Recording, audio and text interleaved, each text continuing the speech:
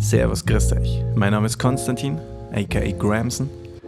Ich mache jetzt in verschiedenen Konstellationen und auch solo seit 20 Jahren Musik. Und zwar Rapmusik, bayerischen Rap im Dialekt.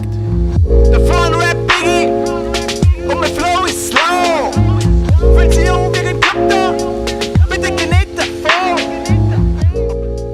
Im März 2018 ist jetzt mein letztes Album rausgekommen, Requiem. Und da ich und mein Team nicht gewusst haben, was überhaupt mit der Platte passiert, wie es ankommt, haben wir das erstmal nur digital geplant.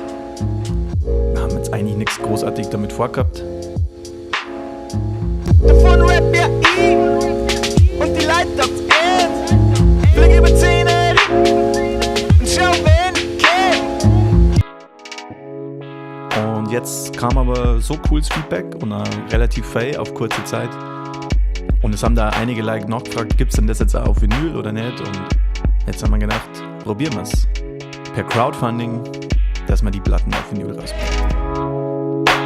Lippe breit und ich fix und es tut so gut.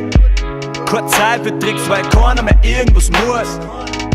Außer im Spiegel. Deswegen wäre es super, wenn ihr mich unterstützt dabei. Jeder Euro zählt. Wir freuen uns über jeden Unterstützer und jede Unterstützerin. Und ja, packen wir so. Requiem auf Vinyl. Kann ich fix weggehen, fix wenn ich gehen, fix wenn ich gehen.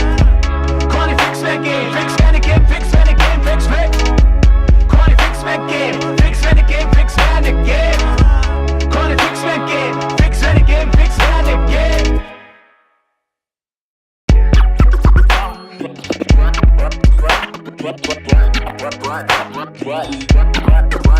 Give it.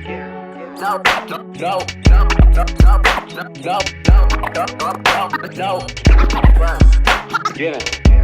Kann ich fix weggehen,